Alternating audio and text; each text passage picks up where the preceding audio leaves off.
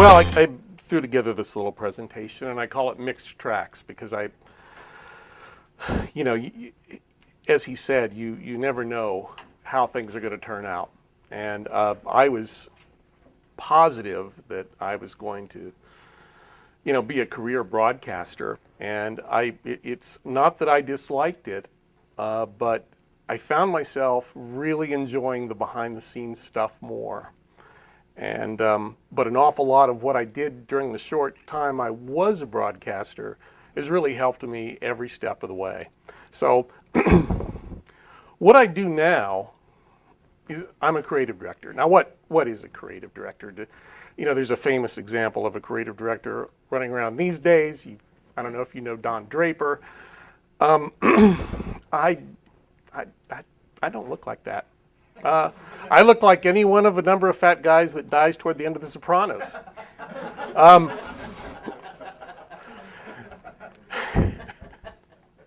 But the general job description, and this is a pretty generic, typical creative director job description, is the creative director is responsible for the overall supervision of the agency's creative product, both design and copy.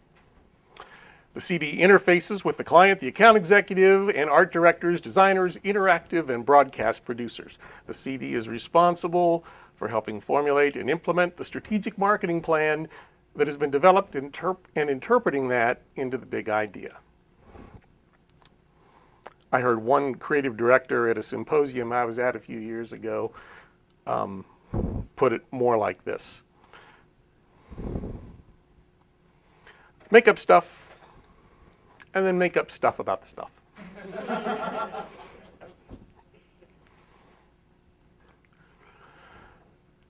Just a little bit about me, and this was foreshadowed a little bit, but I was a college radio DJ.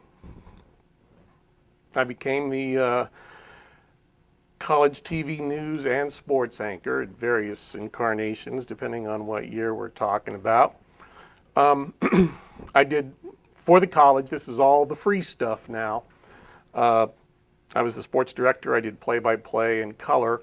And then, thankfully, the local cable TV outlet, and this was back in a far less sophisticated time in cable television, luckily for me, because I was able to talk myself into a job there, and I had a sweet little gig for about 3 or 4 years for beer money. They paid me in cash, literally slid it underneath the microphone. It was actually kind of a sweet gig. So, but after graduation, I was pretty sure I wanted to be a sports anchor, and I thought I had a really good tiny little weekend job in a small market, and a guy who had like 10 years experience inexplicably plunks down his resume tape, and he takes the job. I don't know if he was in the witness protection program or what, but there he was in this tiny little market, and he got the job. And I needed to go do something. So I moved to Columbus, Ohio. I enroll in grad school at Ohio State, and I become a traffic and sports reporter at WNCI. It was kind of a part-time thing. And back then, some radio stations, some FM stations, had news departments. And WNCI was one that did. So they were actually staffing up the way some AM stations do with full-blown news departments and stuff. So I was lucky enough to get a gig as a traffic and sports reporter. So, at 23, I find myself interviewing Bobby Knight and then kind of running away in case I said the wrong thing to him, or it's pretty scary. It's kind of like a high wire act. I took advantage of one very, very important piece of technology back in, dear God, it was 1983. I'm asked by my boss, who is John Corby, who's still on the radio here in Columbus. he asks me to call Woody Hayes and get a comment because Bear Bryant, the coach at Alabama, had just died. So I'm hitting the redial button, which is pretty hot stuff in 1983, a redial button.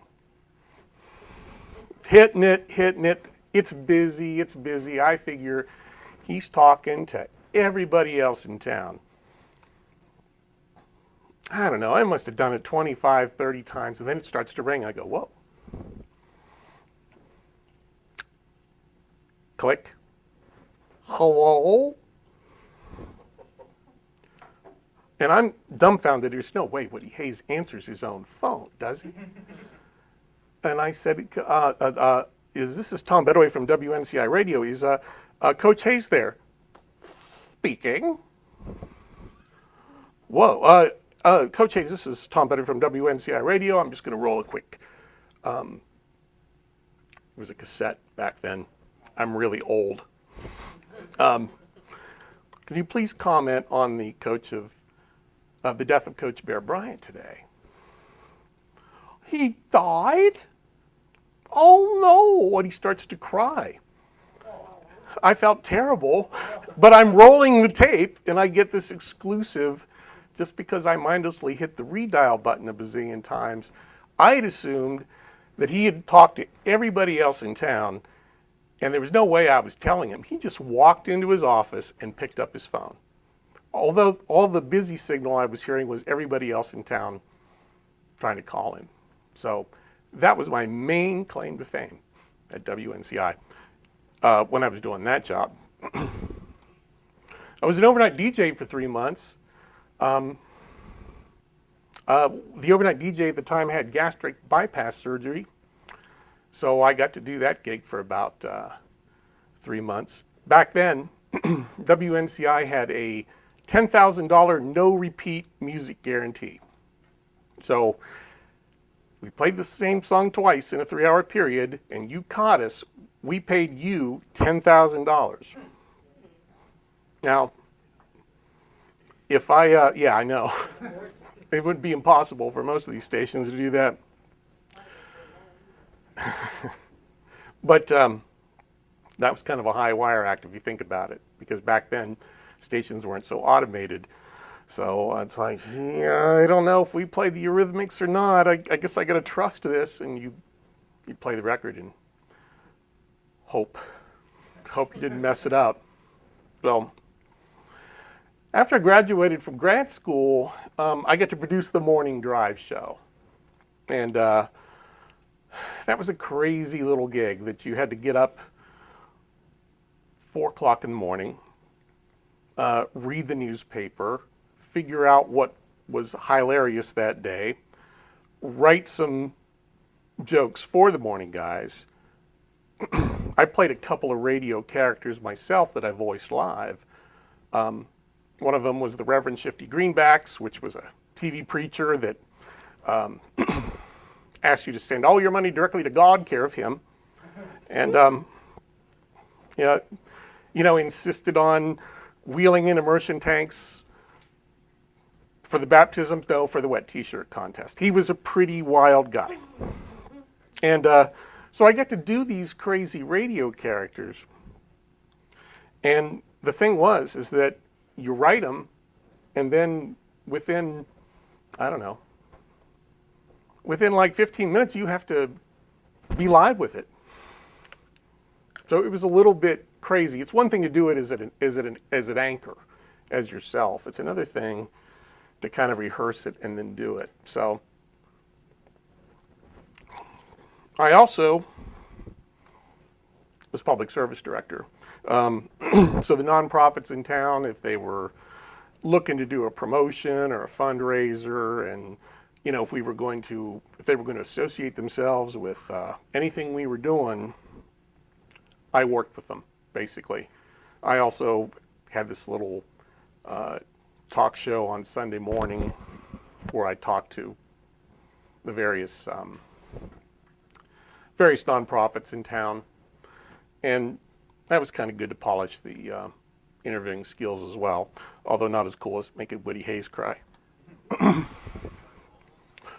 At one point, I also would write spots for the sales department. If,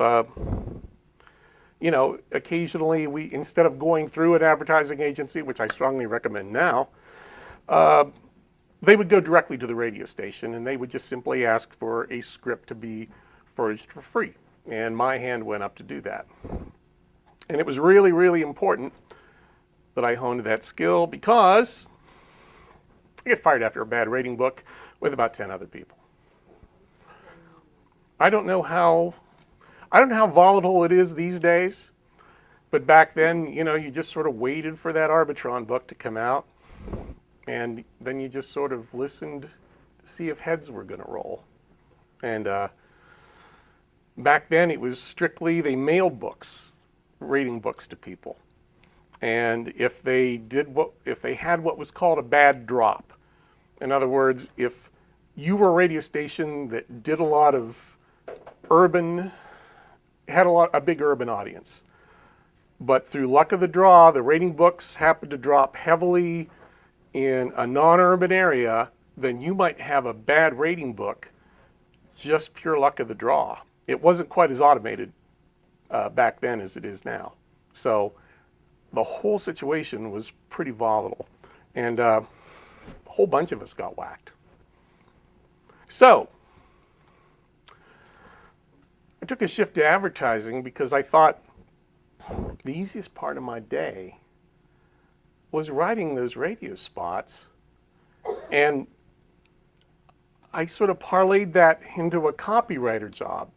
And I went to, it was an agency called Gerbig Snell Weisheimer, and they had virtually no broadcast background whatsoever.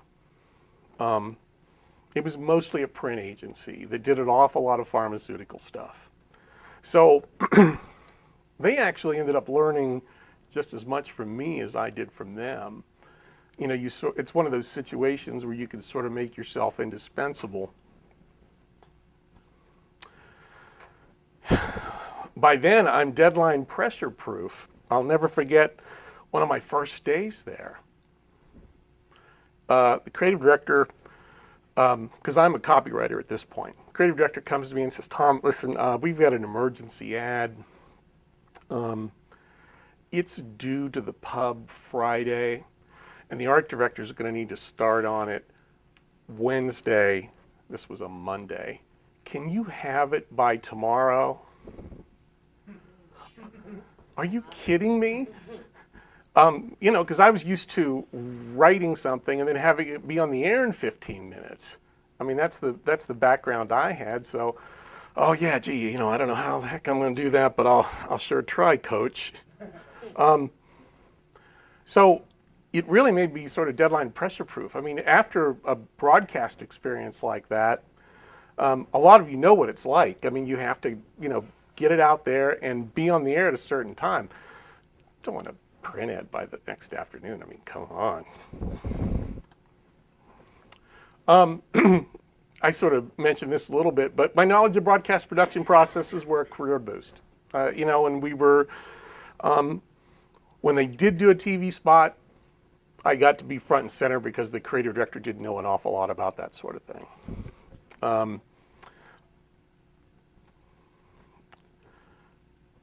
After a few years, I became creative director at a small agency in 1989, and now I'm pretty much been doing it at various agencies ever since.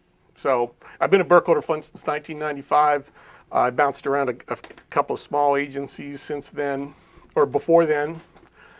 Some of my experiences sort of helped me fake my way through an awful lot of stuff that came my way, because if you're a small advertising agency and you're the creative director, something's going to cross your desk that you've never really done before.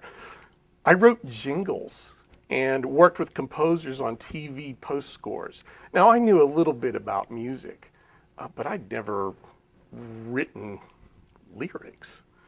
And I had never directed anything like a post score for television. But I said, yeah, I can do that. How the hell am I going to do that? But the background of knowing that what music does to the mood of a radio spot, the selection of library music, which I think everybody has sort of done during the course of your time here, that all gave me insights into how to do it, how to cook it from scratch.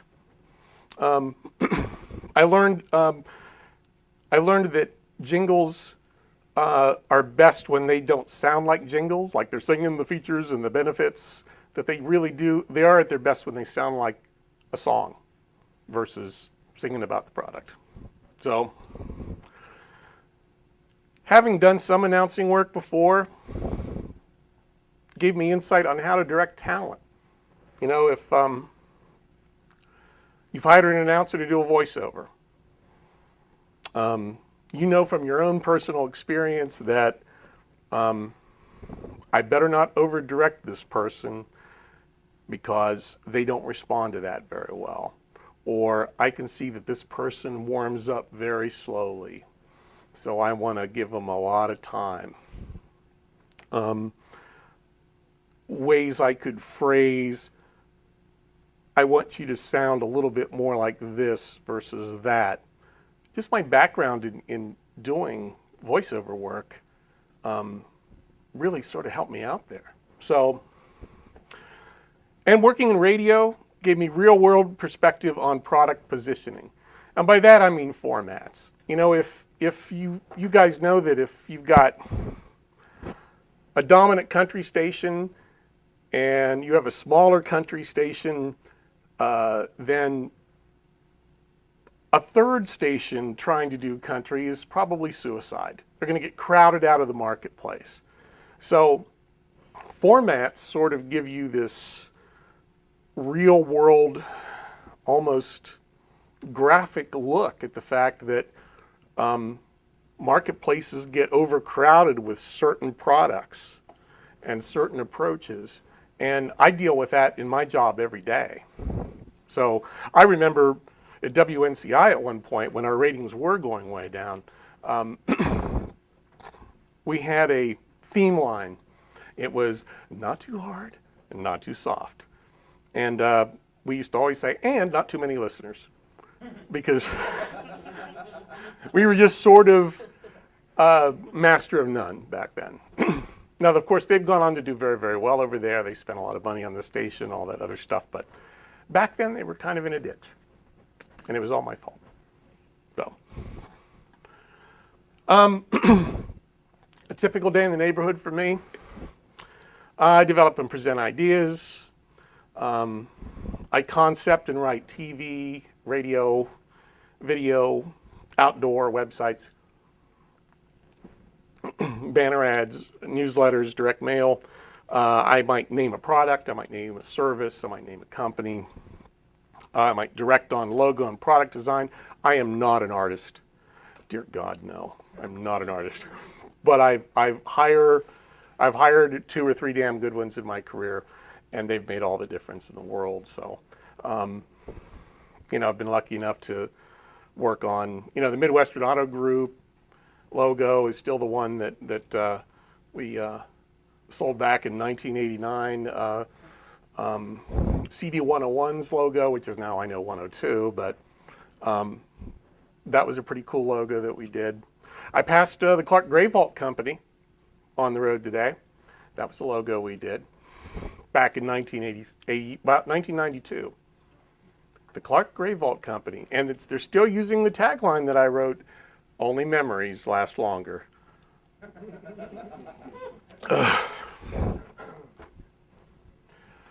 Strange places I've gone. I think I might have spoken to you a little bit about this, but there's a restaurant client that I have that has decided that their mascot is a pickle. And they wanted me to make up an origin story for said pickle. And I wrote a blog and Facebook and Twitter pages. So, I've done funny videos for insurance companies. I had the CEO be killed at the beginning of an CSI Miami spoof.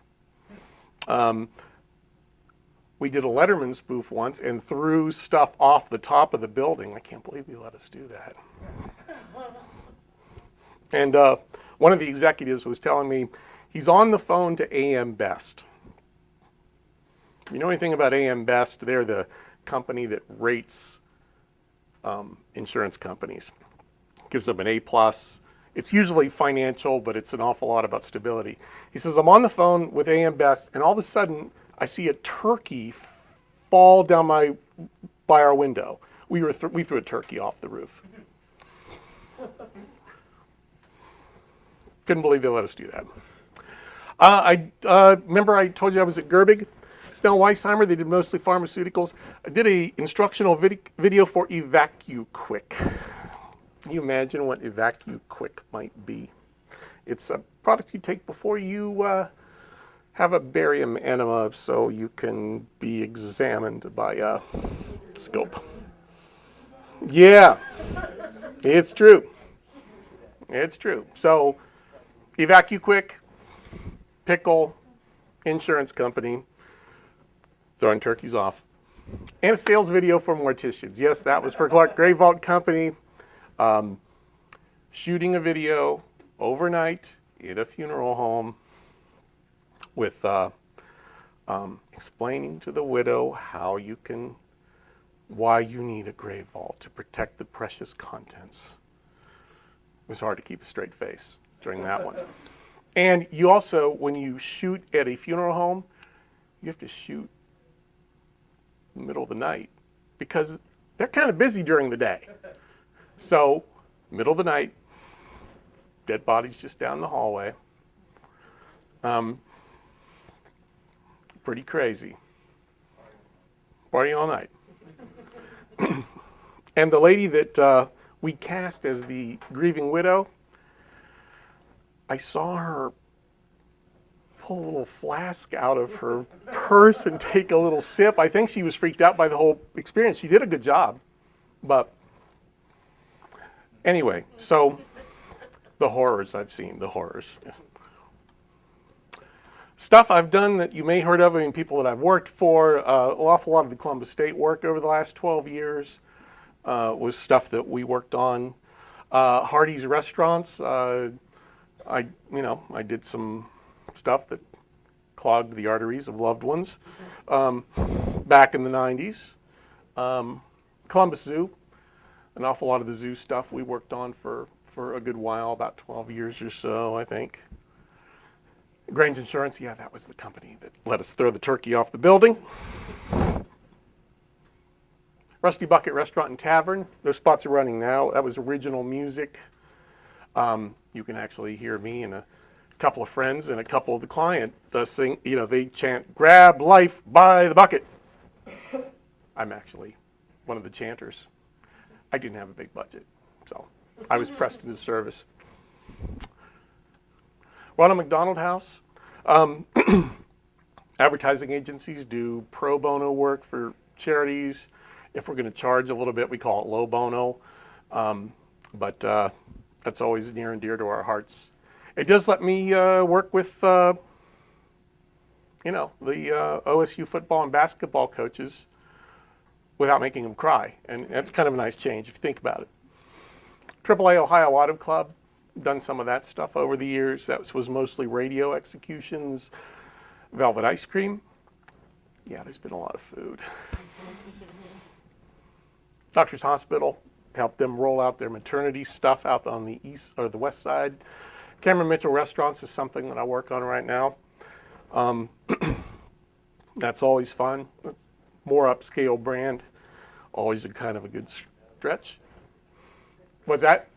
I was saying I know exactly what Cameron Mitchell is. My father used to work there. Oh, really? Is that a bad thing? No, Was it a good thing? Yeah, he generally treats the folks in the restaurants really well. I mean, it's part of his philosophy. So I was hoping you would back up that story. You got to keep it real, but I'm glad you had a good experience because he does seem like he goes out of his way to treat folks well at his restaurants. Harding Hospital, they're not around anymore, but I did some radio for them. They were very, very reluctant about it, but I did some radio that won some awards about eating disorders, and a lot of serious practitioners of their craft, like doctors, sometimes they don't want to do television. They don't feel like or radio, they feel like they're not being taken seriously if they do it. Now, there's always the ambulance chasing type lawyer thing, and there's always those doctors that sell supplements in the middle of the night on TV, but these were some serious clinicians that were very, very anti what we were doing until I sat down and I talked with them, and we kind of turned it into a relevant radio spot.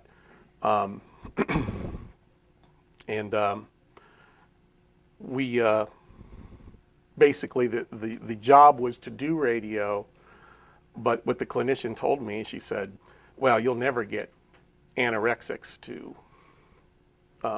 listen. They have to hit bottom. There's nothing you can say to them that will make them stop. Okay, well, what about bulimics? Well, bulimics you might have a chance with.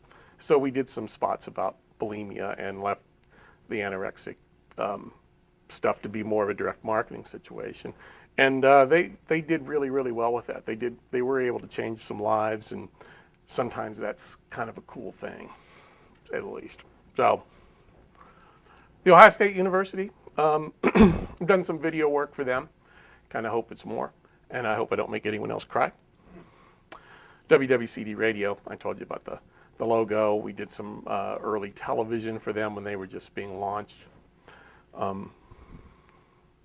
CS Bank, their Cooper State Bank, we just rolled out that campaign about a month ago. It's radio and it's outdoor. Stuff you probably haven't heard of, Clark Gray Vault. They're the, I mentioned before, Adria Laboratories. They invented EvacuQuick. And Columbus Radiology, someone we work with now. Basically, those folks that read your chart, there's a whole big business behind that, and we've done web solutions for them as well as print ads. I didn't know before I did the print ads, for example, and you learn all kinds of stuff when you do this job, that radiologists are actually physicians. Didn't know that. So, show and tell Q&A. I don't know how much more time we've got, but I can show some work, or I can take questions, or a little bit of both. This is like the third jingle that I wrote. It's the first day, it's a touchdown, a familiar face from your Max and Irma's. It's a fresh dew, it's the old crew. We're down at Max and Irma's, and it's all good. Well, it's whipped cream smeared on a little kid's face. It's $1 on the sidewalk and a big bay raise. It's a bottle of wine and a party of 9. We're down at Max and Irma's, yeah, and it's all good. We're down at Max and Irma's, it's all good. Well, it's the top-down sun ray, hot, soup, cold day. Favorite way to break the hamburger and milkshake. Come as you are, 'cause you're always okay. Down at Max and Irma's, yeah, and it's all good. It's all good. Down at Max and Irma's, it's all good. It's all good. Get yourself a burger, it's all good. It's all good. Anybody recognize the singer? The local Happy Chichester, used to be the African Wigs. He's kind of a indie rock guy, and I can't believe we talked him into doing that. You find it in a place where students are welcomed with open arms and offered a steady hand, where the line dissolves between classroom and real-world experiences, and a professor's expertise is as strong as their passion for teaching, where students at every level find a perfect balance of motivation, inspiration, and challenge, where careers are chosen, built, or made over. It's an island of sanity when it comes to cost, with bridges that cross into just about anywhere you want to go, where the confidence you build while you're on your path to success is only exceeded by the joy of reaching your destination. Right at the intersection of street smart and book smart is where you'll find Columbus State. It's where the world is going.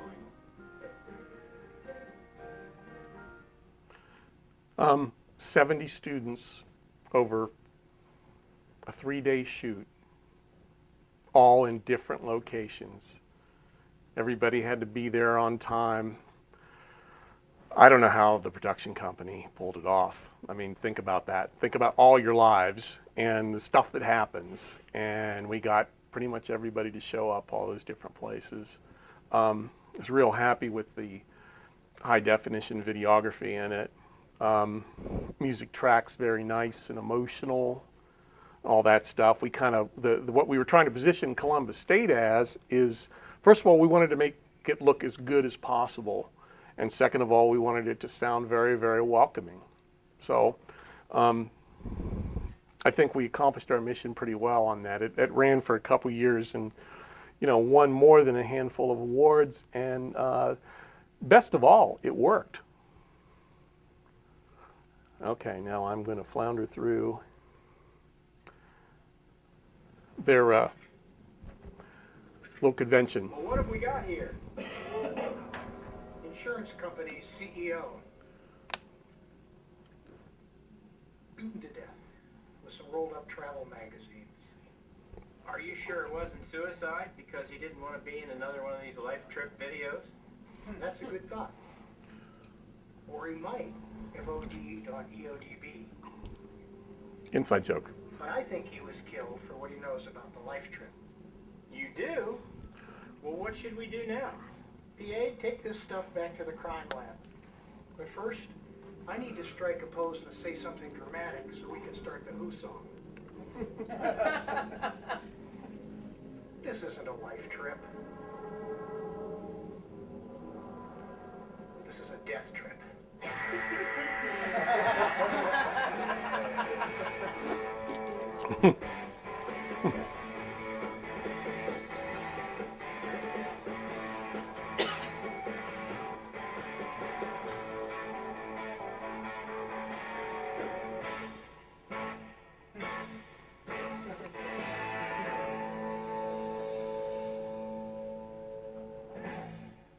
Anyway, so you know that's corporate video, and sometimes that fun is that stuff's just as fun as it can be. I'll show you an example here in a second of a local car dealer that we have, Krieger Ford, came to us, and you know how local car dealer advertising tends to be. It's usually some company owner that's yelling at you, and that's just, I don't know. I don't think people really respond to that very well.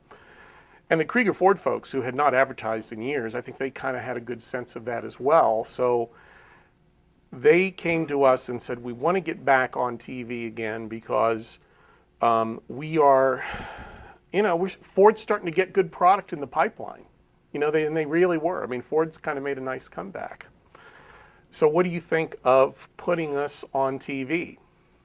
And I told him, I said, I don't want you to do something that you don't normally do, which is what car dealers, owners normally don't stand in front of a camera and shout.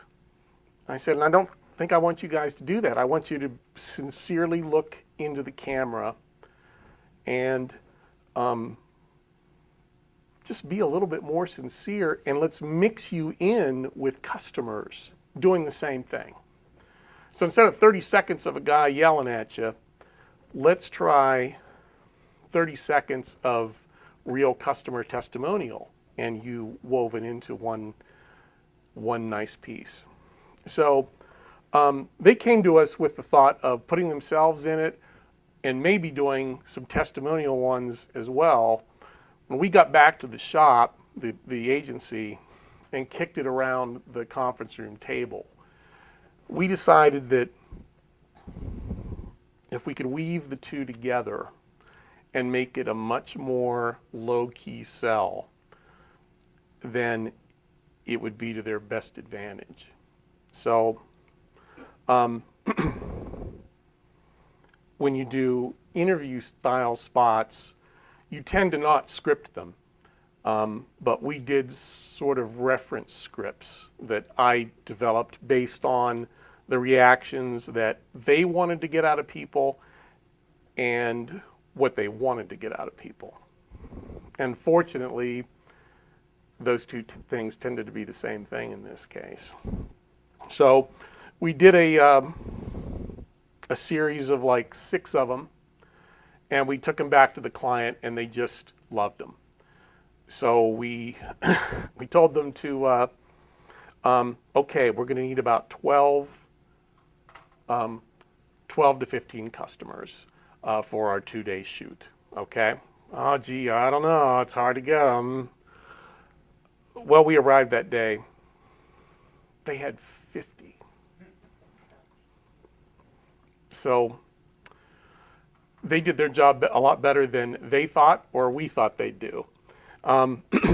So the commercials ended up having lots and lots and lots and lots of people, and that worked out great. So, I mean, that's sort of one example of a client sometimes comes to us with an idea. It's not our favorite way to do it, but if we can adapt it or we can tweak it, fine tune it, improve it, make it more strategically correct, we're good with that too.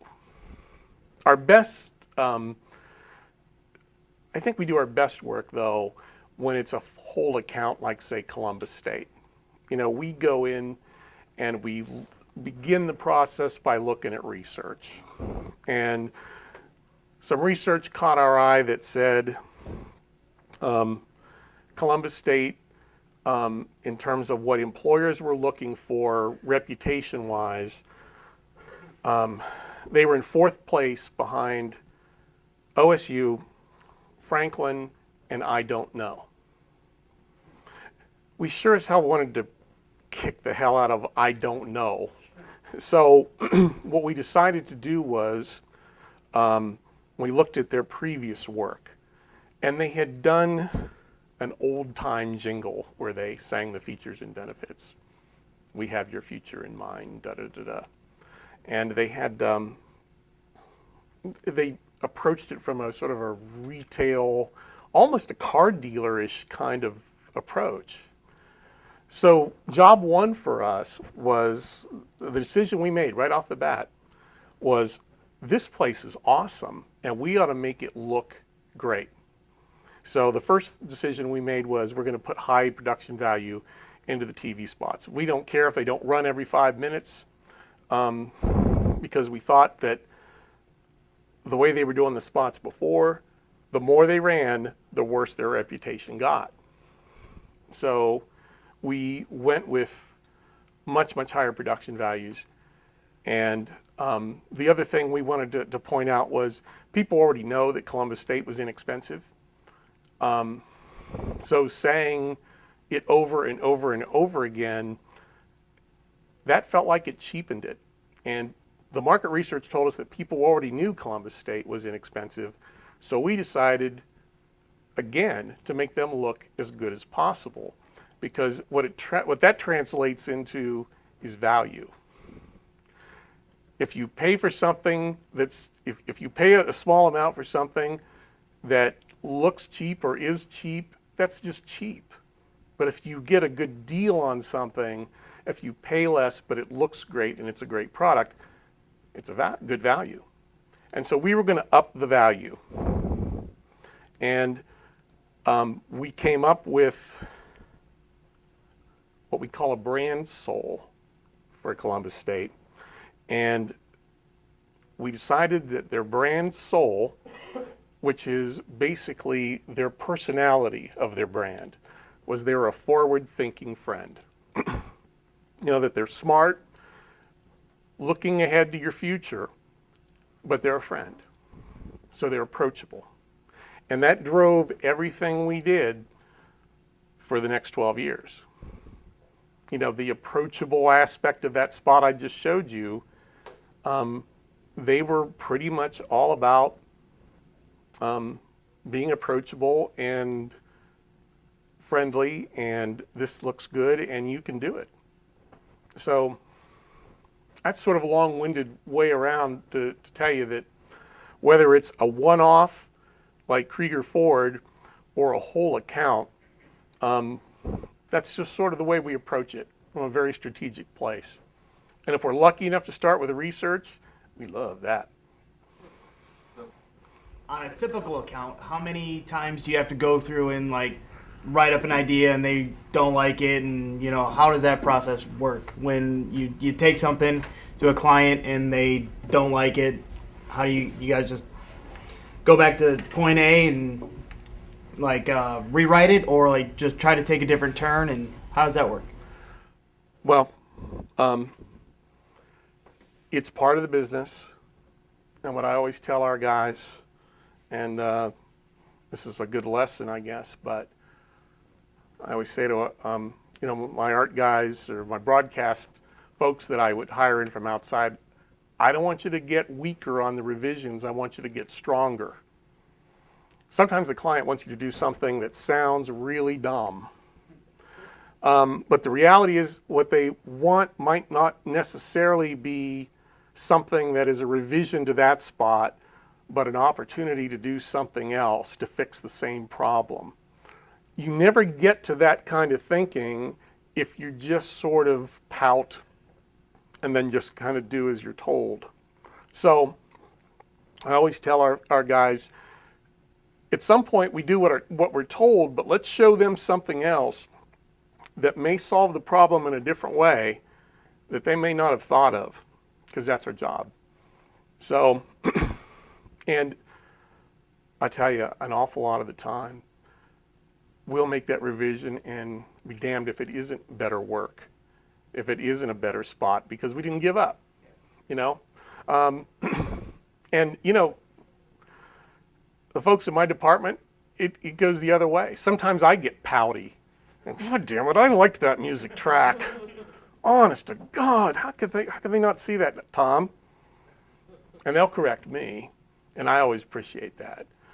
Because, and what I tell them, and they'll tell me the same thing, you got till 3 o'clock to moan about it. Then it's time to come back stronger. I know, it all, you know, it sounds easier than it is, but that's the way you got to play it.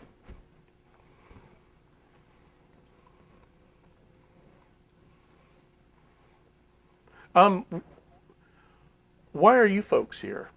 In other words, what sort of careers are you looking at? Radio. Radio? Radio. Television? Reality TV shows. Reality TV? Music. Music? I'm looking at your voiceover.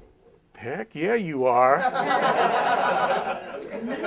You ain't a kidding. That's a great set of pipes. But I'm having problems as far as interning for the type of work I do.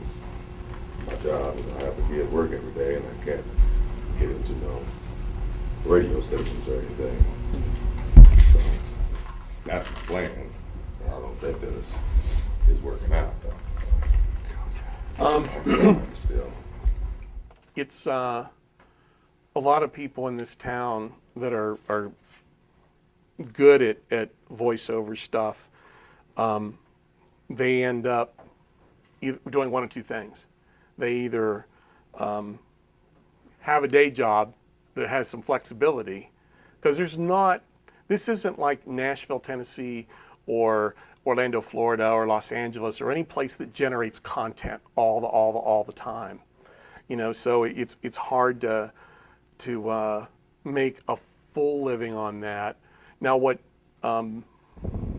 levels the playing field a little bit, of course, is technology, because the last handful of announcers or voiceover people that I've used, one sitting in his house in Denver, Colorado, and another guy sitting in his house in Indianapolis, and they get set up with a pretty sweet, phone line, and we just kind of go right into the studio. I mean, that was a fantasy 12, 13 years ago, I used to direct talent over the phone. Sounded like they were underwater or something, and I'd get a tape FedEx to me the next day, and I'm like, I don't like the way it came down at the end of the sentence, but I couldn't really hear him. And now you can go direct. And I think that has helped an awful lot. So, have you ever thought about interning at a post-production house? Like a Mills James or an SOS Productions? I'm looking to intern where I can, when I can, Yeah. as far as they can get me in.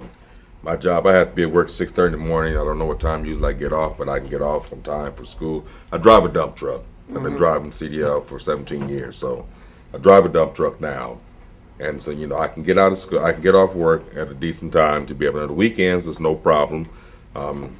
Anytime after I don't have school on Tuesday and Friday, so I can come in afterwards, let's say after 6 o'clock and intern, but see, it's kind of hard for me to get in with someone because a lot of the stuff is shut down. Radio stations is just one person running the show, and then everybody in the daytime is gone. Right. So there's no way for me to be able to, I've been turned down quite a few times now so far, so. They run pretty much a skeletal crew on weekends. Right, exactly. Yeah, try getting a spot off that you want to get off the air on Saturday. It's really tough. So, yeah, they don't have their support staffs there very much. Right. Now, with a production house or whatever, I don't know if that's the same ordeal. Would they have the same, will I have the same problem as trying to get into something like that there, or? Depends on how busy they are. I mean, I've known some of them that had second shifts, you know. It just sort of depends. I mean, like, you know, at Mills James, for example, they produce that Cash Explosion show. You know, so that's an evening, weekend kind of thing, you know. So some of those places have decent internship programs, and they make you work. You know, it may not be exactly what you want to do, but, you know, you walk in and say, hey, what's going on? You know, I mean, they might say, hey, come here. I recycle that.